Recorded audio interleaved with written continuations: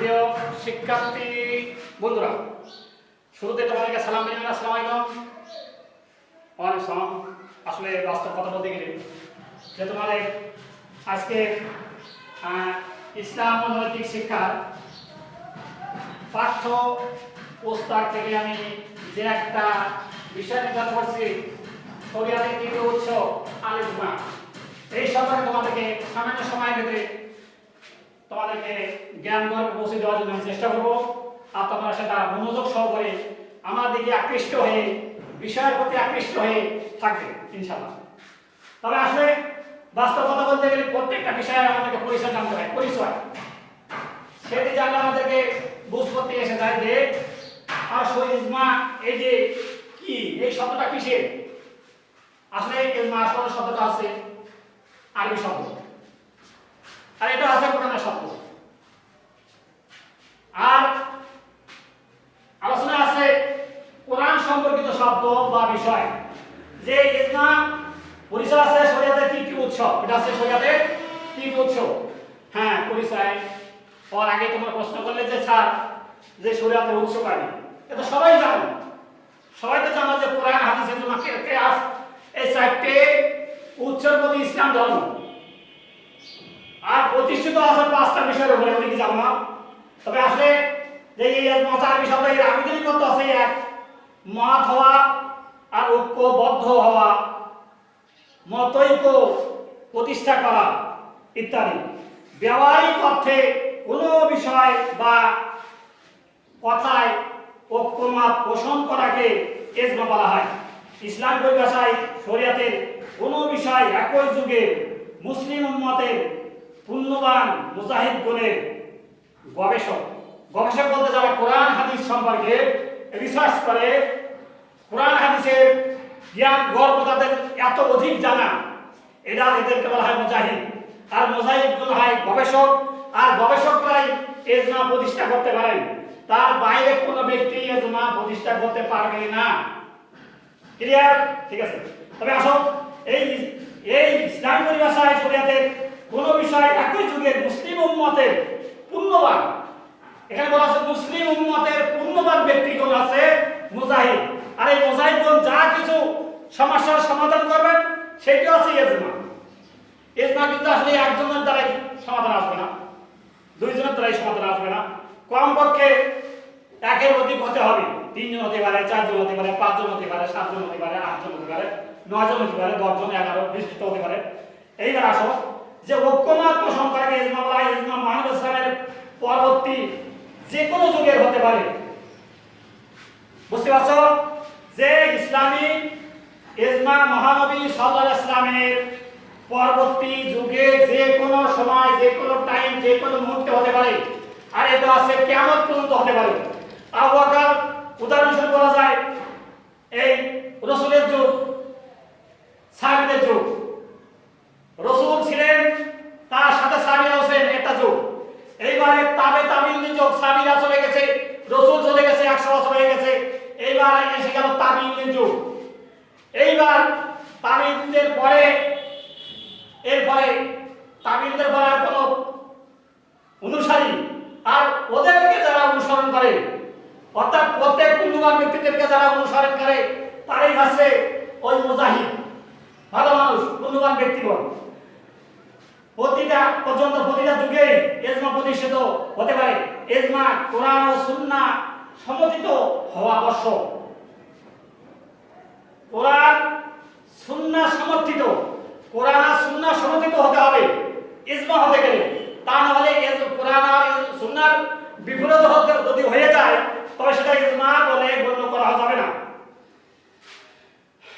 ইজমা আল্লাহ তাআলা প্রদত্ত মুসলমানদের জন্য এক বিশেষ মর্যাদা, নিয়ামত, অনুগ্রহ, কল্যাণ, যেটাই বলো সেটাই বলা যাবে।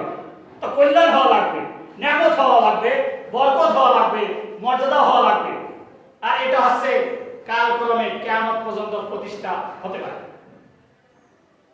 আমাদের যুগে দেখো, এখন তোমরা যারা ভালো আসলে ঠিকই প্রশ্ন করছো যে স্যার একজনে 8 রাকাত নামাজ পড়ে, আরেকজন 20 রাকাত নামাজ পড়ে, এর কি সমস্যা? ওই সেই একটা ইখতিলাফ হয়ে গেছে, সেই ইজমা। তা আমরা ইজমার পর প্রতিষ্ঠিত, আমরা 20 রাকাত রাসূলের যুগ থেকে 20 রাকাত নামাজ ধার্য করা হয়েছে, আমরা 20 রাকাতই পড়ব। আবু হানিফা রাহমাতুল্লাহ আমাদেরকে ডিসিশন দিয়েছেন, এটা ইজমা ঐক্যমত পোষণ করে আমাদের জন্য 20 রাকাত তারাবি নামাজ উপহার দিয়েছেন, সেই জন্য আমরা 20 রাকাতই আদায় করব। যদি কেউ 8 রাকাত আদায় করে তাদের সাথে আমাদেরকে তর্ক করা, বিতর্ক করা কোন রকম যুক্তি নেই, কারণ বলেছেন কিয়ামত পর্যন্ত থাকবে, কিয়ামত পর্যন্ত থাকবে। ইজমার উৎপত্তি, ইজমা বা ঐক্যমতের ভিত্তিতে কোনো সমস্যার সমাধান করা কিংবা নতুন বিধান প্রবর্তন করা কোনো নতুন ঘটনা নয়, কোনো নতুন ঘটনা, কোনো নতুন বিষয় নয়, নতুন ঘটনা নয়, বরং রাসূল এর সময় হতে এর ব্যবহার বা প্রচলন লক্ষ্য করা যায়। রাসূলুল্লাহর যুগ থেকে এর সময় হতে এর ব্যবহার ও প্রচলন লক্ষ্য করা যায়। কিসের? এই ইজমার ব্যবহার আর ইজমার প্রচলন লক্ষ্য করা যায়।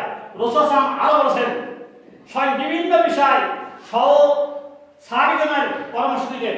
আল্লাহ রাসূল স্বয়ং নিজেই কোনো সমস্যা হলে সমাধান নিজে করতেন না, এটা সাহাবীদের পরামর্শ করতেন, সুরা করতেন, আলোচনা করতেন, করার ভিতরে এটা সমাধানে আসতেন।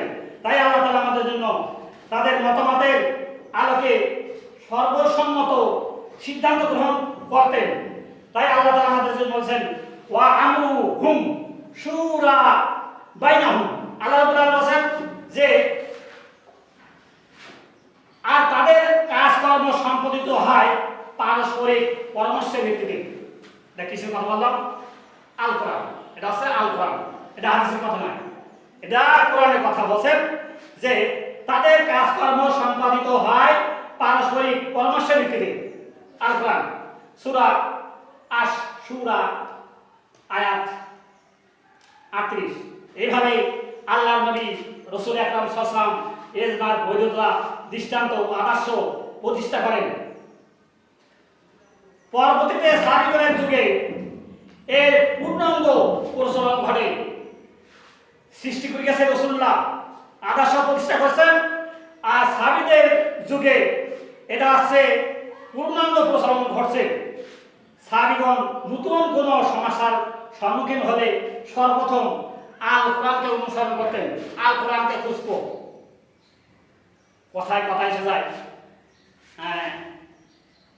যে আব্দুল কাদের জিলানী রাহমাতুল্লাহ উনি একজন প্রখ্যাত আল্লাহ বলি, উনি একটা বিপদে পড়ছিলেন, অর্থাৎ শয়তান তাকে ধোঁকা দিয়েছিলেন, শয়তান ওয়াসওয়াসা দিয়েছিলেন।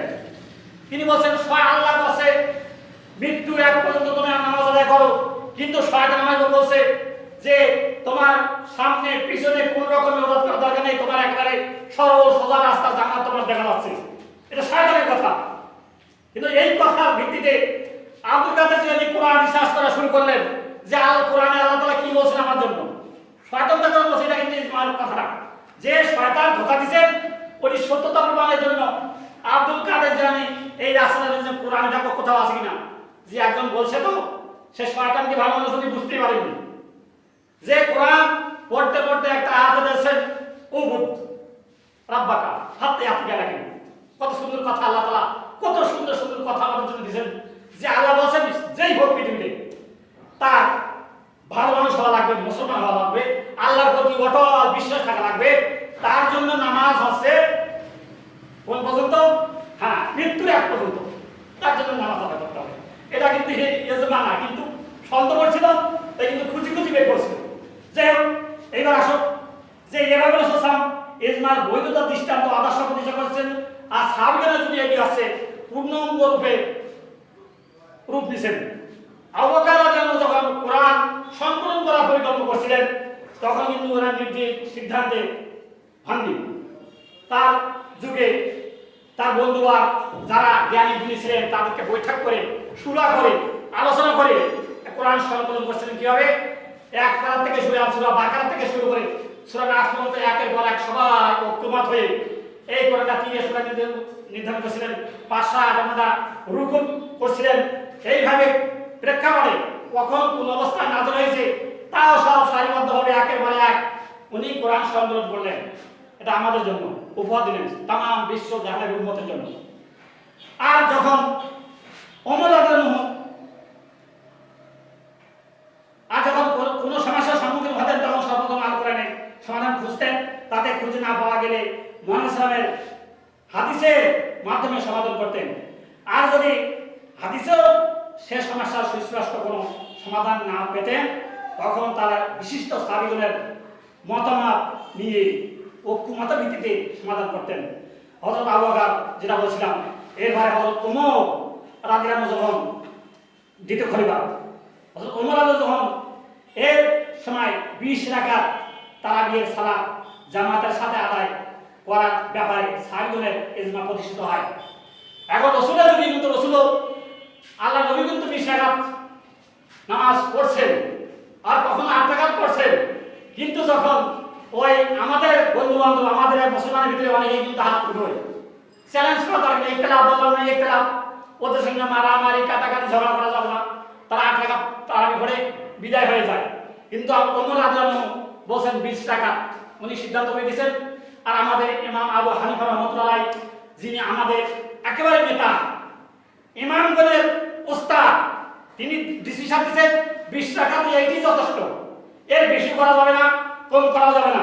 এরপরে এই তারাবি নামাজ একা পড়া যাবে না, জামাতে পড়তে হবে নির্ধারণ করে দিয়েছেন হযরত ওমর রাদিয়াল্লাহু আনহু। যাই হোক, এইবার আসো এই 20 রাকাত নামাজের পরিবর্তে অনেকে কিন্তু আসলে 8 রাকাত পড়ে না, ওটা বলে আহাদে হাদিস। অর্থাৎ ওরা কিছুটা রাসূল যখন আদায় করছেন, কিছু কিছু নামাজ কার্য ক্ষেত্রে স্থানকাল পাত্রভেদে আল্লাহ নবীও নামাজ পড়ছেন, তার হাদিস বহু হাদিস আছে। তারপরে সেই হাদিসগুলো মানসুখ করে দিয়েছেন যে এইটি আর আমল করা যাবে না, কিন্তু কেউ না কেউ ওইটা আমল করেই যাচ্ছে, কিন্তু ওদের ঘাড়ে রাখতে মারা যাবে না। যাই হোক, ইজমার মাধ্যমে নানা সমস্যার সুষ্ঠু সমাধান করা হয়েছে। ইজমার হুকুম ও কার্যকারিতা, ইজমা শরীয়তের 3টি উৎস বিধিবিধান নির্ধারণে ইজমা অকট দলিল হিসেবে সাব্যস্ত। সাধারণভাবে ইজমার ভিত্তিতে প্রণীত বিধানের উপর আমল করা ওয়াজিব, আর এর উপরে আমল করা ওয়াজিব। ইজমার গুরুত্ব বৈধতা উদ্দেশ্যে আল্লাহ রাব্বুল আলামিন আমাদেরকে বলেছেন, জানাচ্ছেন কুনতুম খায়রা উম্মাতিন উখরিজাত লিন-নাস, আসলে যে তোমরাই শ্রেষ্ঠ উম্মত, মানব জাতির জন্য তোমাদের আবির্ভাব। সূরা আল ইমরান আয়াত 110। অন্য আয়াতে বলা হয়েছে কাযালিকা জাআলনাকুম উম্মাতাও ওয়াসাতাও লিতাকুনু শুহাদা আলান-নাস। যে আল্লাহ তাআলা আমাদেরকে আরো বলেন যে এভাবে আমি তোমাদের এক মধ্যপন্থী জাতির প্রতিষ্ঠা করেছি, যাতে তোমরা মানব জাতির জন্য সাক্ষ্যদাতা হতে পারো। উপরিলিখিত আয়াতে উম্মতে মুহাম্মাদি তথা মুসলিম জাতিকে শ্রেষ্ঠ ও মধ্যপন্থী উম্মত হিসেবে উল্লেখ করা হয়েছে, যা ইজমার পরোক্ষ দলিল স্বরূপ। এরপরে আরো বলেন যে মুসলিম মুজাহিদগণ একমত হয়ে কোনো বিষয় ফয়সালা করলে তার বিরোধিতা করা চরম পাপ। কত সুন্দর কথা যে মুসলিম মুজাহিদগণ, মুসলিম গবেষকগণ একমত হয়ে কোনো বিষয় ফয়সালা যদি দিয়ে দেন, তার প্রতি যদি ক্রিটিসাইজ কেউ করে আর যদি কেউ সেটা অস্বীকার করে, তাকে আল্লাহ তাকে পাপ দিবেন করে সাব্যস্ত করা হয়েছে, তাকে মানতে হবে। এরপর বলেন ওমা ইউশাকিকি রাসূলুল্লাহ মিন বাদি মা তাবায়্যানা হুদা ওয়া ইয়াত্তাবি খায়রা সাবিলিল মুমিনিনা নুওয়াল্লিহি মা তাওয়াল্লা ওয়া নুসলিহি জাহান্নাম। এইবার আল্লাহ তাআলা বলেন, যদি কেউ সুন্দর হেদায়েতের রাস্তা আসার পরে কেউ যদি রাসূলের বিরোধিতা করে আর কোন মুমিন ব্যক্তির অনুসৃত পথে যদি কাটা হয়ে যায়, আল্লাহ বলেন আমি তাকে ধরে জাহান্নামে পাঠিয়ে দেব। অর্থাৎ এখানে বলা যায় যে মুমিনদের তবে আল্লাহ নিজে বলেন আতিউল্লাহ আতিউ রাসূল ওয়াত্তাকুল্লাহ ওয়া আতিউ। আল্লাহ নিজে বলেন আমাকে ভয় করো, এরপরে রাসূল বলেন আতিউ না, আল্লাহকে ভয় করার পরে আমারে অনুসরণ করো। যাই হোক, এইবার আল্লাহ তাআলা তার রাসূলের মাধ্যমে সুন্দর আমাদেরকে একটা দিক নির্দেশনা দিয়েছেন, মারাহুল মুসলিমুন হাসানান ফাহুয়া ইনদাল হাসান, যে মুসলমানগণ যা ভালো মনে করে সেই মুসলমান একের অধিক হওয়া লাগবে। যদি কোনো মুসলমান একটা বিষয় যদি ভালো মনে করে, আল্লাহ বলছেন আমি ওটা ভালো মনে করি। এরপরে এই হাদিস দ্বারাও ইজমা তথা মুসলমানদের ঐক্যমতের গুরুত্ব প্রমাণিত হয়। মহানবী সাল্লাল্লাহু আলাইহি ওয়াসাল্লাম বলেন আল্লাহ তাআলা আমার উম্মতকে নিশ্চয় গুমরাহির উপর জমায়েত করবেন না।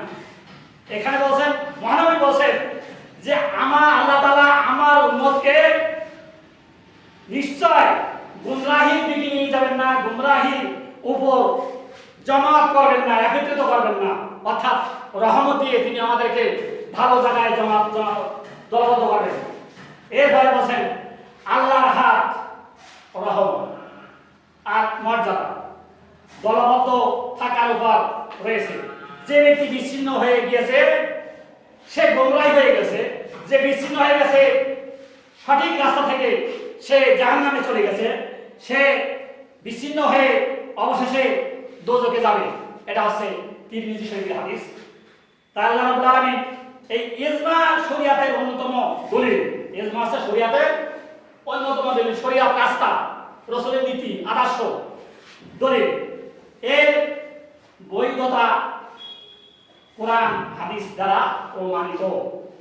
এই বিধানের উপর আমল করা প্রত্যেক মুসলমান নরনারীর উপরে আবশ্যক।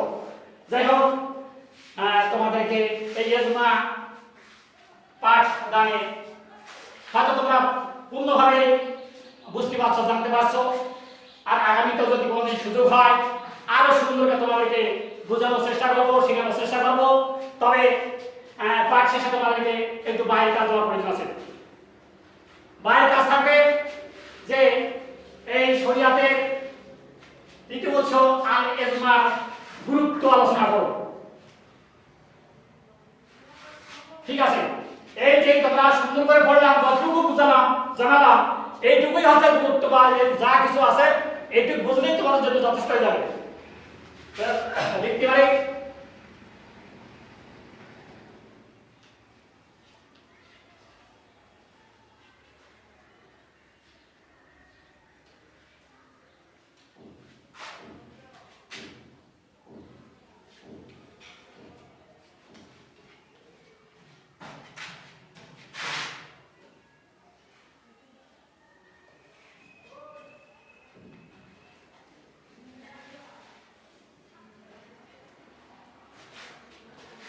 তোমাদের সকলকে সুন্দর সাবলীল সুন্দর জীবন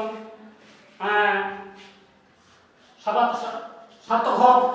আগামী দিনের পড়াগুলো তোমাদেরকে সুন্দরভাবে চেষ্টা করার শক্তি দিক, সমর্থ দিক, সেই আশীর্বাদ রেখে সেই দোয়া রেখে তোমাদেরকে শেষ করছি। সকলকে ধন্যবাদ। আল্লাহ হাফেজ।